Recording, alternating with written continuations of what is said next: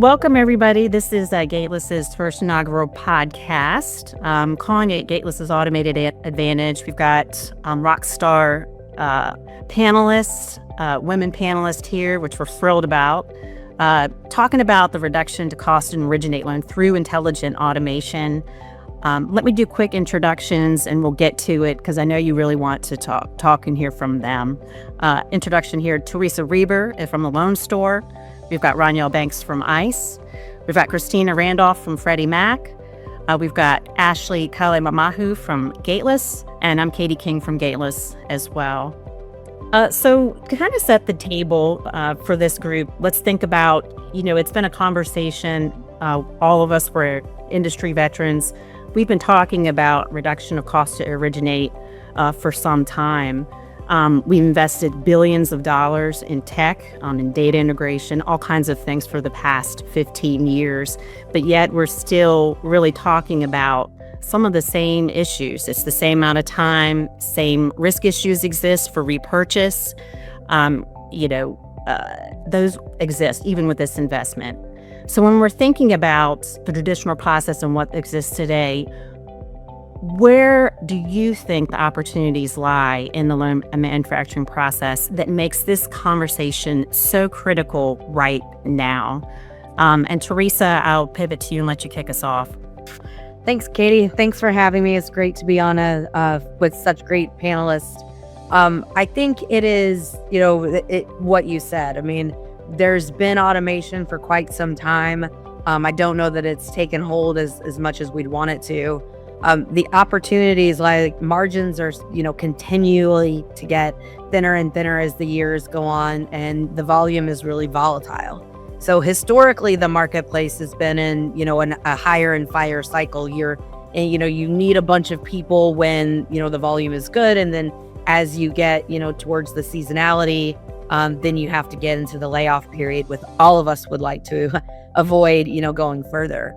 So I think as you think about cycle times, and, that might not seem important on the outside, but honestly, you not only reduce your cost from a people perspective, but thinking about your hedging cost and less fallout as the rates are more volatile. So I think that from an opportunity standpoint, it's definitely quality, it's cycle times, and making sure that you keep your staff at a very consistent level.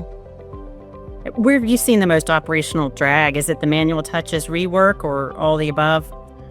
Well, I think the manual touches for sure. If you have to add in your conditions as an underwriter and you're clearing your own conditions as an underwriter, but that really starts with the initial underwrite. So if you can get that initial underwrite done, very clean and concise, then you reduce that number of times that you have to come back and touch the file. You also have to make sure that, you still have to perform at a high quality pace as well. But definitely manual touches, and the number of times that an underwriter has to see a file to rework those conditions to put the file together is definitely a drag on capacity and cost. Right. Now, Ashley, you're at Gateless now and work in the customer success space, but your background, you're a chief credit officer, you're an operator, so you have years of experience, worked and sat in the same seat as Teresa, and now are a technologist. From your vantage point, where are you seeing and working with our clients, potential clients, where the issues lie? Yeah, I mean, I think that, the traditional process of manufacturing a loan is very fragmented, and there's so many touches, and it's not just underwriting touches. There's so many people, so many roles involved, and every single time you hand a loan off, you're adding days. And then realistically, I think that where things break down and where you get into big trouble is when you're not catching issues upstream, and those issues are being caught by your underwriting department downstream. On each individual loan, obviously that creates sometimes catastrophe if you're up against a closing date on a contract or a rate lock on a refinance. And also from your entire pipeline perspective, you're creating a bottleneck in your underwriting department, who are the only people that can get the loan past underwriting and past operations into the closing department. So I just think that anything that you can do to move as much as you possibly can upstream and reduce a lot of the redundancies, a lot of the touches, all of those different roles are cross-checking the same things over and over and over again. If you can get most of that upstream, that helps a lot with reducing the issues late in the loan process and then creating those bottlenecks in your resources and your operational resources. Now, Roniel, you think about ICE, Encompass, you guys have majority market share in that space, such a critical piece. You're integrated with all of us. We work with you. So how do the LOS workflows contribute or solve these inefficiencies? And I'd say from your perspective, what really differentiates ICE's technology? Well, I think how lenders set up their workflows can either amplify inefficiency or eliminate it. So that's, a big part of the puzzle. So depending how much automation is involved, is it data driven? I also think a lot of the real magic happens between having a tight partner connectivity. So ensuring that the data just doesn't exist, but it moves where it needs to go automatically. And I think some of the biggest differentiators for ICE are that, we have a true end-to-end digital mortgage platform, from connecting consumer engagement, origination, closing, secondary, operating under one unified platform. And I think another differentiator is that we have a native workflow engine. And so that allows for, event-driven automation, monitoring, and tasking. But lastly, I would say our biggest differentiator is our extensive partner network, which both Gateless and Freddie Mac are a part of. We make it easy for our customers to connect and get the data that they need to make faster and smarter decisions. No, we appreciate that. Now, Christina, investor, the one that we do all this work, implement this tech, these integrations, these ideas, we want to deliver clean loans, better loans, quicker, faster. You're sitting at that from that perspective. So where do you see, from a Freddie Mac perspective, the biggest sources of inefficiencies or risk in today's origination process? Well, you ladies took all of my answers, so we'll just I just decided going last. But no, I mean, I'll echo everything everybody just said. I think from our seat, we see it at different levels, right? From the macro perspective, we see these the inefficiencies being created mainly from manual workflows and tasks, right? I think Ashley and Roniel kind of alluded to this fragmented technology and lack of integration or interoperability between all of the systems and the different digital offerings and the people and the process. And then that brings it down to a micro level, right? And that leads to people rechecking documentation, rechecking income calculations, having to go outside of systems to do the work. And we see all different flavors from our seat. So I think from our standpoint, it's really critical for us to work with as Roniel alluded to, our technology partners in the space, so namely Gateless and ICE, and then work with our lenders, like the Loan Store, to help them understand, or help other lenders understand how easy it would be to sort of either configure or work on tweaks in the process, and then understanding, to Teresa's point, about that right sizing of resources that tends to lend itself to either greater capacity or additional capacity to kind of achieve more efficiency. I think what we see too, and I think the biggest thing, we'll probably expand on this in our conversation, is sort of how that impacts all of the downstream, right? Because everything that happens in the origination, in the underwriting space, and all the way leading up to closing are things that, if you just think of your typical manufacturing process, these are things that, depending on how your practices are built, they're going to show up downstream. It could be in additional conditions, it could be post-purchase findings, defects, obviously ultimately buybacks. So we really pride ourselves at Freddie Mac on investing in tools like Loan Product Advisor, LPA, AIM, our income calculator, all of our APIs. They're sort of designed to bring Freddie Mac's view of risk and eligibility closer to the front end of the process. But even in a wholesale or correspondent model, right? It's point in time. It's where it makes sense to have that data available for a specific model of a specific lender. So we really try to, when we design and develop a lot of our tools and capabilities, think about where certain lenders are going to be able to optimize the use of these things to prevent a lot of those inconsistencies downstream. And I think, I think Ranielle kind of hit on it. The key for what I'm responsible for here, specifically at Freddie Mac, in working with our technology providers like yourselves, is how tightly we integrate to you all. Because at the end of the day, it's our sellers and our lenders, right, that have to interact and touch those tools and capabilities in your system. So we feel it's really critical. It's a key part of identifying the opportunities to optimize the process by making sure we can be as tight on our connections as possible. And thank you for that. And actually, it's a great segue into kind of a next thought process here is, you touched on, and I'm sure some of our listeners, we also have retail lenders, kind of brokers. We have Teresa here, wholesale. And yes, traditionally underwriting's happened later in the mortgage process.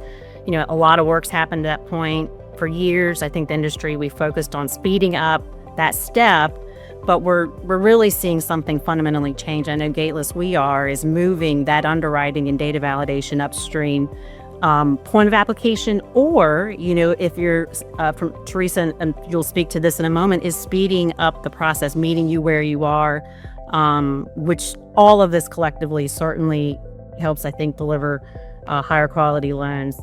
I think underwriting at the point of application is the most ideal scenario, but it's also hard to achieve, right? Because you have your smallest pool of underwriters. There's not as many underwriters out there in the world. There just aren't, as there are processors and loan originators and things. So you've got a small group of people within your organization taking every single loan application at the point of application. So it can be challenging, but it is ideal.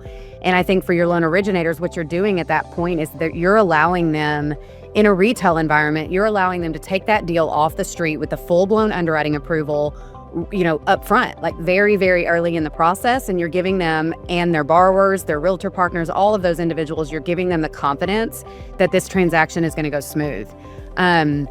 For your underwriting teams, you could honestly have a negative impact on capacity if you're pushing your underwriting up at the point of approval, or even in a case of wholesale, like no scrub. As soon as the package comes in, the first person looking at it is your underwriting department. Obviously that's definitely ideal, but you could negatively impact your capacity if you're not careful. You have to leverage technology or really, really streamline processes in order to make that work. And when you do it right, the end result is you're winning deals faster. Your partners, whether that's real estate partners, whether it's, however you're getting your referrals, they trust you. They trust the approvals that you're giving them. You're increasing the capacity at that point of your processors, because now early on, they're not guessing what you need to ask the borrower for. They already know because the underwriter told them up front. And using the technology to drive those things and taking away so much of the manual redundancy in that stare and compare work actually makes it easier to move your underwriting upstream at that point of application. Because, if you're using a technology like Smart Underwrite, we're able to have a seamless integration with Encompass and ICE. It's so simple. Documents get uploaded, material data changes happen in the loan application. We're constantly listening and seamlessly updating the loan file with new conditions or updates, calculations as we go through. We're also immediately tapping into Freddie Mac, that AIM eligibility on that income with W-2s and pay stubs. You didn't have to even go get an electronic VOE or VOIE. You could get that from AIM check through W-2s and pay stubs that you got from your borrower. And so I think that by moving all of those things upstream, you're increasing your capacity, you're seeing a huge reduction in your timeframes, your overall timeframes, and you're also avoiding that rework process that we talked about a little bit earlier. Reworks happen when mistakes aren't caught early. That's what it all boils down to. The slightest typo in your income calculation worksheet, I put $90,000 a year instead of $60,000 a year. It happens. It's easy, you guys. Like, we all do it. And Right. it seems like such a simple error, such a, not a big deal, but it really could completely impact the loan qualification. And moving all of those things upstream and using automation to eliminate some of those data integrity issues and possible typos and manual work, you're inevitably streamlining your whole process, speeding up your time to approval, and eliminating your reworks all at the same time. No, that's a good point. To Teresa, so you've strong partner, Smart Underwrite. So what changes did you see in your underwriting processing team's capacity and throughput? Just talk to us a little bit about that. And then I think from there, want to hear also too, this is new. Sometimes new can be, change is hard, and definitely want to hear from you how your team adapted. But first, like, what changes did you see?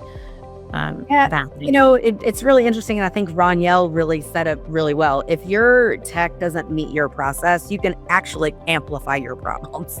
So, and especially with us being a wholesale lender, we're third party. We work with hundreds of thousands of loan officers, and it's not one single process. And we have some critical documents that we require, but trying to provide that level of customer experience with a quality underwrite and same year capacity has been very challenging. And I have looked at hundreds of tech platforms over the years, and you either have to go outside of it and bring it back in, which again, as Ashley said, you're still having to type that in, or you are you can't get the buy-in of the underwriter, and they just do it the way that they've always done it, because they always have really good intentions. They're trying to protect the company, and they want to be a high quality underwriter. What Smart Underwrite has been able to do for us has been really phenomenal. I mean, one, we can enter it into the process before the underwriter gets it. So it already has your auto set of conditions. They trust it because they know it's connecting through the Freddie, API. So we're getting that income rep and warrant, right away. Not having to go out and even open up the credit report. I mean, it's already, your liabilities are already imported and matched. And you can ask any underwriter, that's a really big part of what they do, is trying to match up liabilities, especially if you have multiple REOs. So what that's done for us is, again, in my career, I think the industry standard and myself, I've only been able to get a little over that to, 3 per day with the underwriter. And then you're still having to worry about, the conditions that are coming back because they're typically, excessive. We've now more than doubled our output. We've reduced our overtime, and we're getting ready to triple, into March. So as we go into, our forecast is to significantly increase our volume this year. Even without market input, but our help. I would love if there was market help, but we're not planning on that. And we want to do that with the people that we already have. We don't have any plans to use, technology to reduce workforce, but just to augment it, while also letting them have their work-life balance. I mean, mortgage is hard, it's stressful, but when you're having to give up your weekends and miss significant life events, that doesn't make it very fun.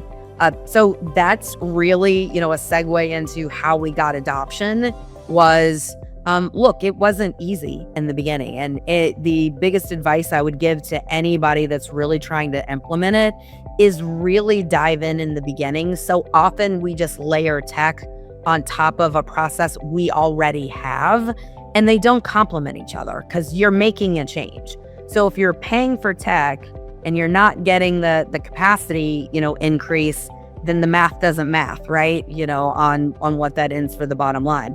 But we really had to invest in, resources decked against it, really getting the underwriters buy-in. Again, they want to do a good job, but by nature, they want to understand the why. How does this work with my flow? I've probably had the same flow for 10 or 15 years. Trying to get them to change that was a little bit difficult, but we got some really big buy-in early on by some, really of our top producers. Your team was great with getting on the phone with some that weren't so adoptive in the very beginning, and really showing them, okay, well, it's not because you're doing this, and really walking through what their concerns were. So for us, it was a little bit of a runway to get there, but the payoff that we're receiving now is it's just been phenomenal. I mean, we made October was a really big month for us last year. It probably was for the whole industry, but we made the same amount of decisions in February with less days and less overtime. So that was a really big win for us. And the team is really liking it. They ask for the loans, now. So that's been really nice. Oh, that's awesome. So, Roniel, Christine, this is both to you guys. So we've heard from those two, and I'd say, when you hear this, and what are you hearing from other clients, from them about what they want, and then what are you doing, whether it's policy and tech, to kind of help support this movement and help continue the orchestration? Either of you can jump in. Sure, I'll go ahead and start. So definitely, what we're hearing is, how can we work together, with our partners, and Encompass especially acts as the orchestrator. We're coordinating the timing of the integrations so that it creates a seamless feedback loop for the lender, so they can get that data up front where it's more actionable. And so I think some things to think about, as they're maybe implementing or wanting to implement this process is, how can you add more automation, early continuous validation, running partner integrations early on to surface those, data issues, data gaps. That's really going to help you clear up those issues up front where it's more actionable, where you have more time, so that by the time the file gets to underwriting, it's really decision ready. Yeah, and I'll just add in, and I don't envy Roniel and ICE and Encompass and her team, because she's right? Like I see us as inputs to that whole process, and they have the daunting task of trying to figure out how it all kind of fits together in a nice, smooth assembly line, right? That it's easy enough for end users on the lender side to kind of just take advantage of and be in front of them. I think for us, what we hear a lot from our sellers and servicers is, they want clarity, like certainty with the messages, and understanding of what messages need to be actioned upon, speed to market. So when we think about, different content and different releases that we roll out, they want to understand like the timing of that, so they can understand how it will impact their process. And then of course partners, tell us the same thing, because they have obviously roadmaps and resource allocation they have to look at. But at the end of the day, they also want sort of this level of consistency and predictability in terms of what they expect from a technical aspect out of our tools, in terms of the automation, the digitization, things that can kind of help them increase their capacity, lower costs, maintain like the quality of the loan. So we're really focused on, again, investment in a lot of our tools to figure out that right mix and right balance to meet lenders where they are. So as an example, like in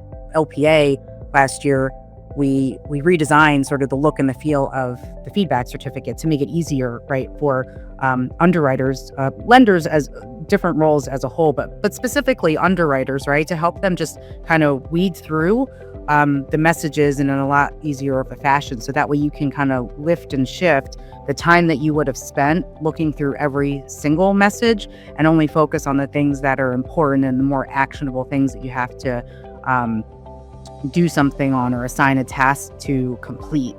So you can focus on more complex things within either the loan or within your pipeline as a whole. LPA Choice was one of those examples. I don't know how many folks realize we released that last year as one of our newer capabilities. What we did is we wanted to try to figure out a way to call out some material factors of the loan. So things like LTV, DTI, reserves, and put them in a section and sort of front and center to the user, specifically, again, underwriters.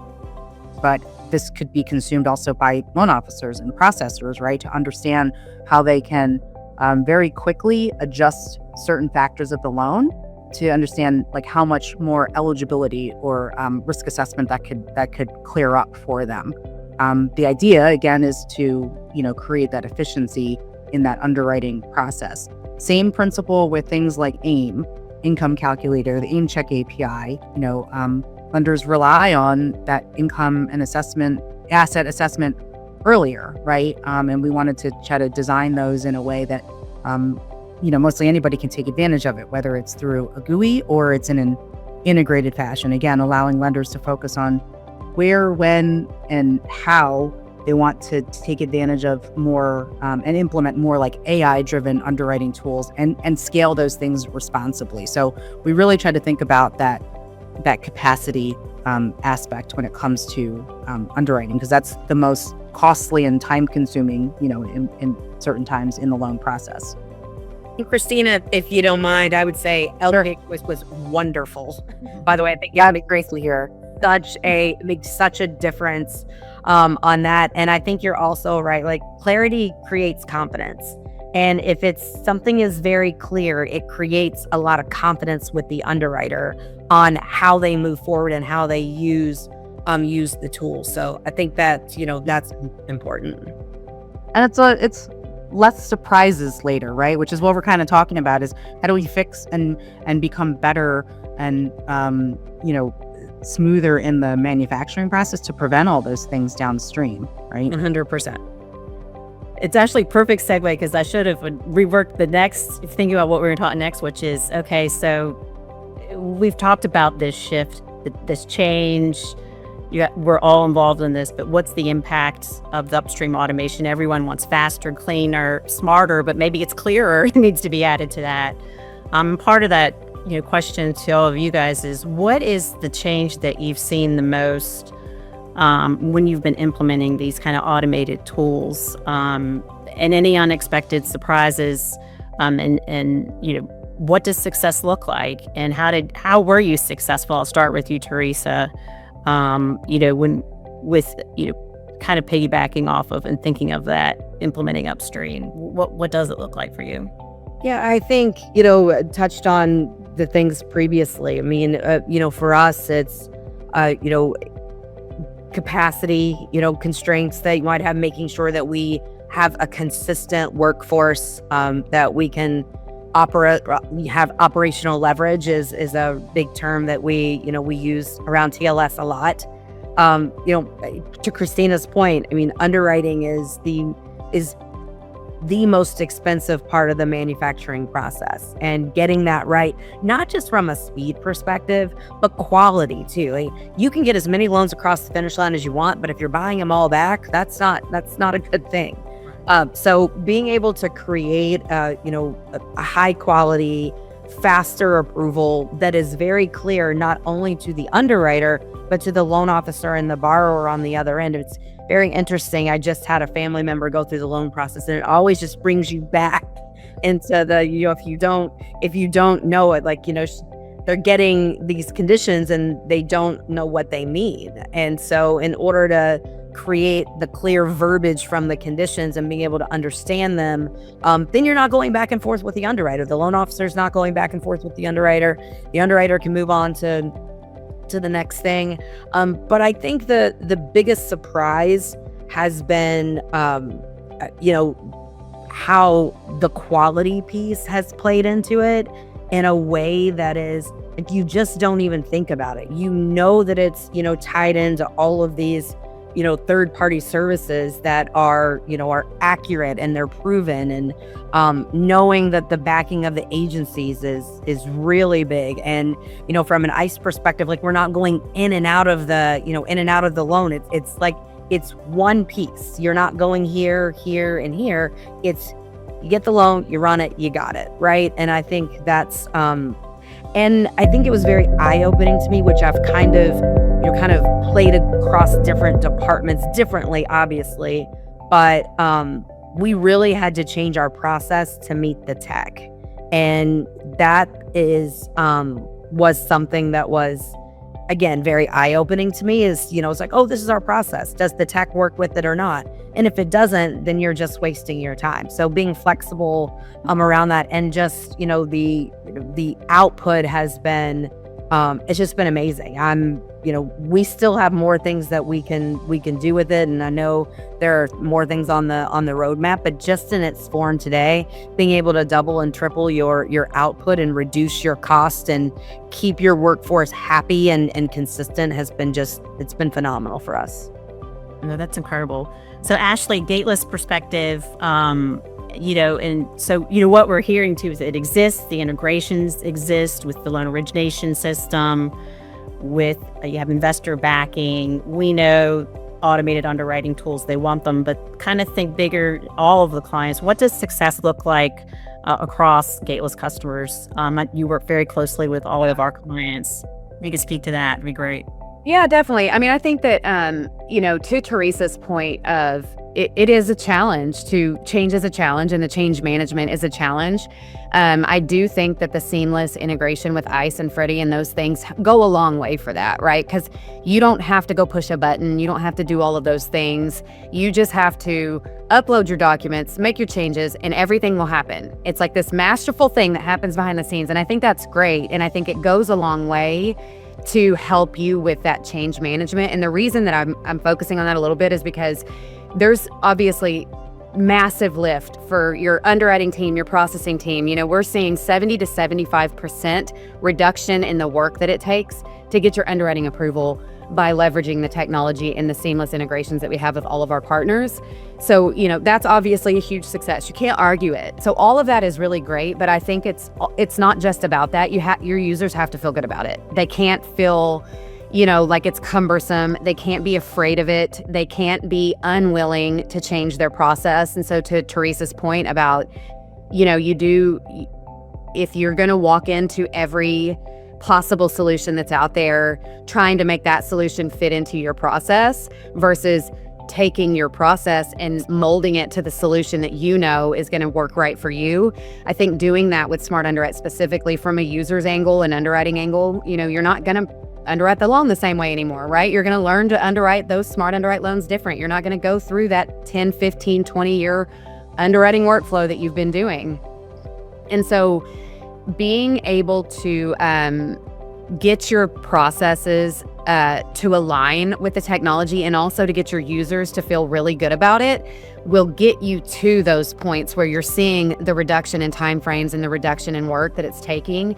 And it's to the point to where I think, Teresa, you said it, like they're excited to get the loans. Like before people would probably like cherry pick the easy one borrower loans and people might skip over the 2 borrower loans. Well, now you might have something that might be a little bit harder, but someone's going to go cherry pick that one because Smart Underwrite already ran and I don't have to calculate the income. It's already done. I don't have to worry about X, Y, and Z. I'm not going to have to sit here and stare and compare between my documents and my system. Everything has already been updated for me.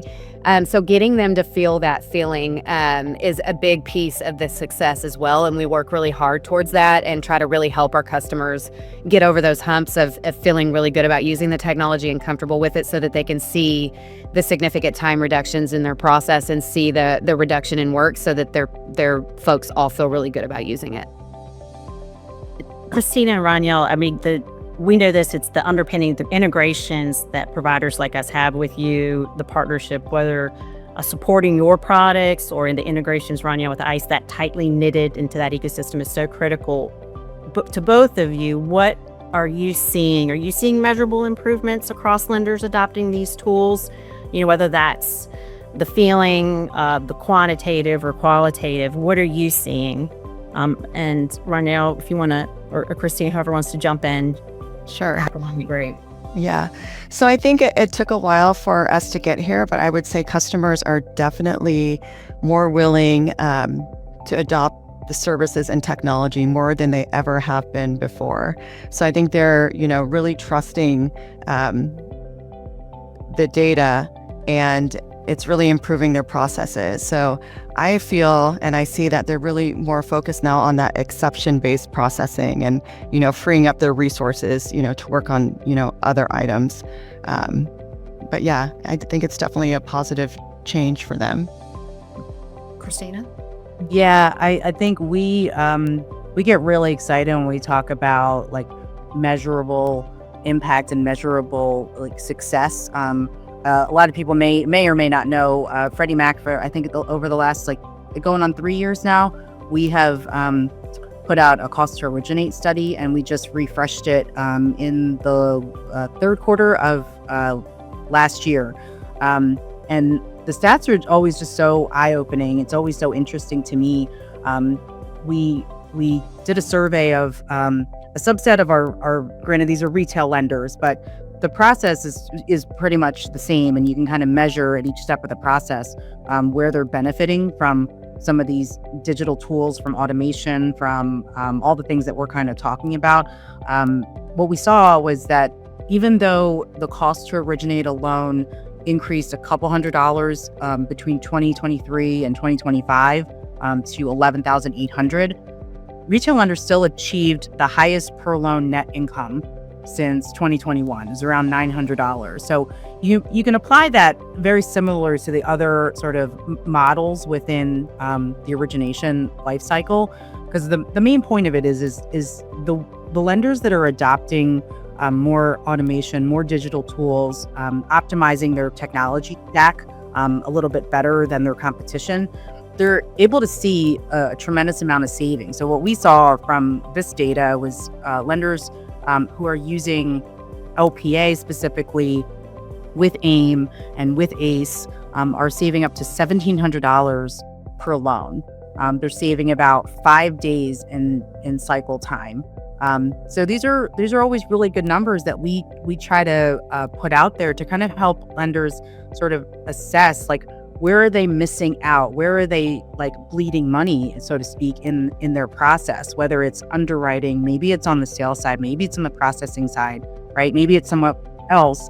But the main thing is you got to start somewhere, right? There's a lot of lenders out there that are not even aware of the capabilities within ICE or Encompass or with Gateless or with Freddie Mac, right? And a lot of it sometimes is awareness and education, but the majority of the folks who already sort of know that these capabilities exist, we have to sort of bridge that gap. And this is why I get so passionate about this topic, is helping them understand how tightly we can integrate and configure these things in the system to realize these levels of savings. Even smaller lenders, right? You can save anywhere from like $1 million to $6 million per year, right? Larger lenders, obviously, you can go up from 20 to 26 million. Like, these are real numbers, right? That if folks understood sort of like where to start, these are things that they can start to get themselves on a path. Kind of touching again on like bringing this through to the back end, right? In terms of repurchases and loan defects. What we also saw too, and this is in the study, is 40% fewer loan defects for lenders that are maximizing these digital capabilities. So when you think about how much, to Teresa's point earlier, how much, not only cost and efficiency you could gain from implement quality of the loan, or if anything, improve it. Like that's huge when you think about it. And these metrics are out there. So I definitely encourage everyone to go and look for the cost to originate study, because I think it's a really good tool to help lenders assess like where they could find opportunities in their own shops. Mm-hmm. And I'll segue into, from your vantage point, I guess I'd ask too about the ecosystem kind of collaboration with those of us. There's others that certainly are critical to us that aren't on this call. But how important is the ecosystem alignment to achieving some of these savings and this automation at scale, whether you're small, medium, or large lender, whether you're retail, wholesale? Christina, what are your thoughts there?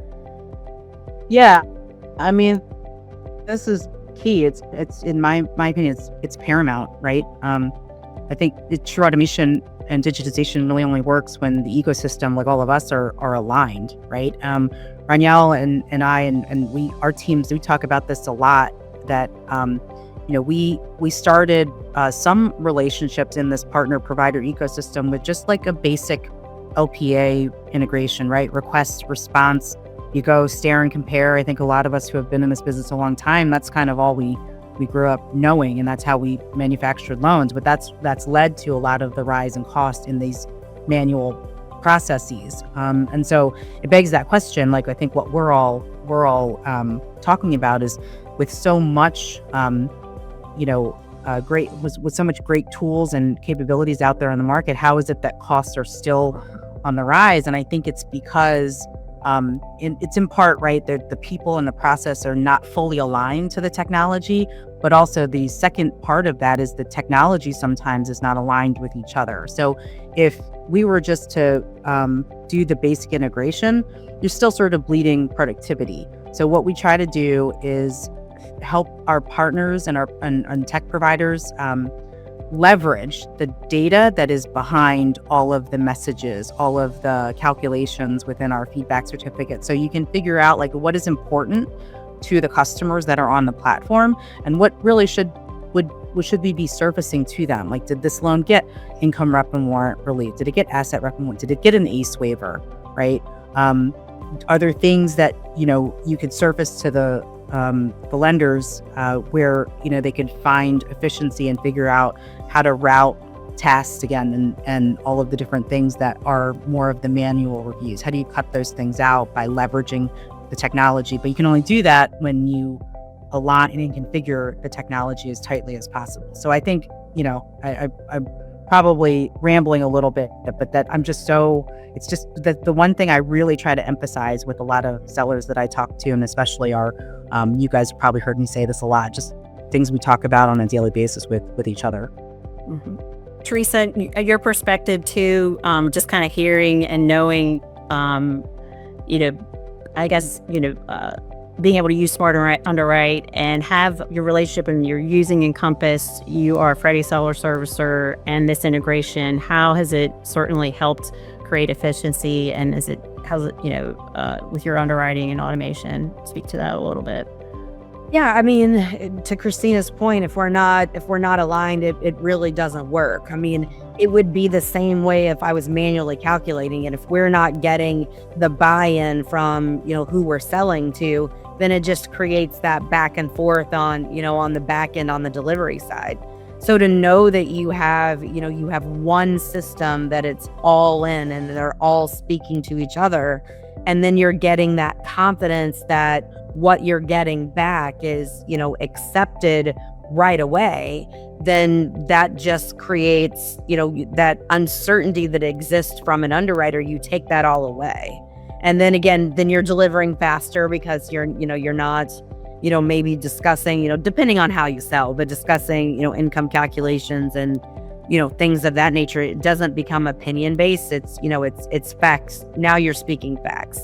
And so that's been very valuable, again, for the adoption, but also being able to move the loans, faster. If we had to work in several different systems or we didn't have alignment from, the agency, then that just puts another, level of complexity on top of it that would make adoption very, very hard. And then again, you're losing that productivity. The other piece of that too is that, some things we've been able to do is, you can't go to school to become an underwriter. Like, there's no college for that. It's all experience based. And, it's, when you think about saving money and how you create operational leverage, do you go spend money on a training department? And I think Smart Underwrite has really helped us, be able to upskill underwriters faster and have that level of quality confidence, and being able to shorten that window there, and being able to, the marketplace is also very, competitive for an experienced underwriter and, things like that. So it's helped us in a number of ways, not just on the manufacturing process. I think anybody that's been on LinkedIn has seen our CEO underwrote 100 loans.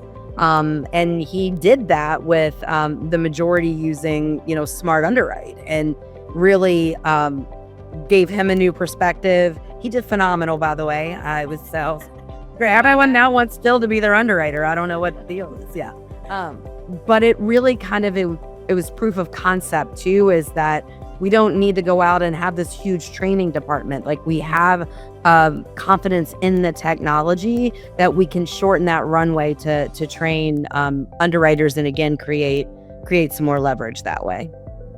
Right. No, it's exciting. I mean, I think we're all of you, if we're all passionate about this. And the part I would say as we kind of come to close and wrap up, I have one last, and we'll kind of rapid fire here in a minute, is, the tech's here, the partnerships exist, the automated underwriting tools are being used and used by different types of lenders, wholesale, retail.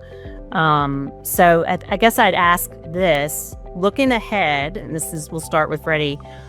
What is the most exciting thing that excites you about the future of mortgage lending as we're continuing to embrace this automation and real-time decisioning?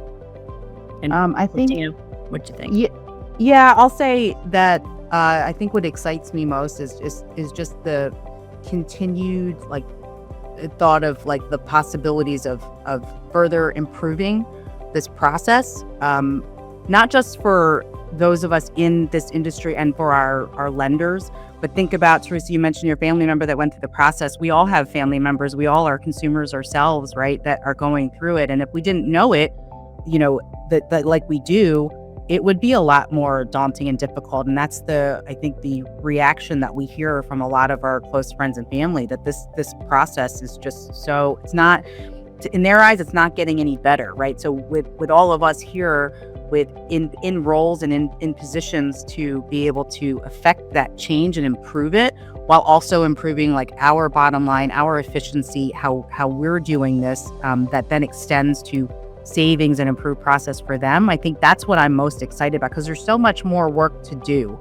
right? There is a lot of innovation. There's obviously the onset of AI. There's been machine learning, right? There's all of these tools that have been developed in Freddie Mac, outside in the ecosystem with all of you guys that some of us have co-developed together, that I think there's so many lenders, right, that have not yet taken advantage of all of that. So I'm most excited about continuing the journey with all of you, but also with lenders like Teresa that still want to do this process better and leave this industry better than how we all found it when we started years ago. And I think that's what excites me most about the future. Ranielle, thoughts? Yeah, I'm just going to piggyback on Christina. And I would say, what excites me is I see this big change where we're moving away from a document-driven process to more of a data-driven process. So as that continues to evolve, I would think that's really going to help the industry get ahead, be able to scale, and we're going to see loan quality, I think, really increase as those cycle times drop. So I'm excited to see that. And Teresa? Yeah, I echo both, Christina and Ranielle. I think, a couple of things. I got into this industry for two reasons: to make money, because I have to pay my bills, unfortunately, and to make an impact, right? That's we as mortgage professionals just innately want to make an impact. But mine is a little bit different. It's really on the people. Winning is different and success means different things to different people. If you think about, more volume for a salesperson means more commission, more money. For an operations team, that means more hours away from their family and more time to work. So being able to create where we can do more volume, we can create operational leverage. And then, the teams aren't as stressed or have to worry about, who's going to pick up the kids from daycare, or are they going to miss the game, or, can they spend time with it, however they want to spend time, I think is what I'm most excited about, because I've just watched this industry just take such a toll on people, and worrying about if you're going to have a job. And, AI and tools like this aren't meant to replace people. They're to augment, in my opinion. And that's what I'm most excited for. Yeah. This was wonderful. Appreciate all partnership. And needless to say, there's a ton of work and exciting work ahead. So thank you for your time. And that's a wrap, guys.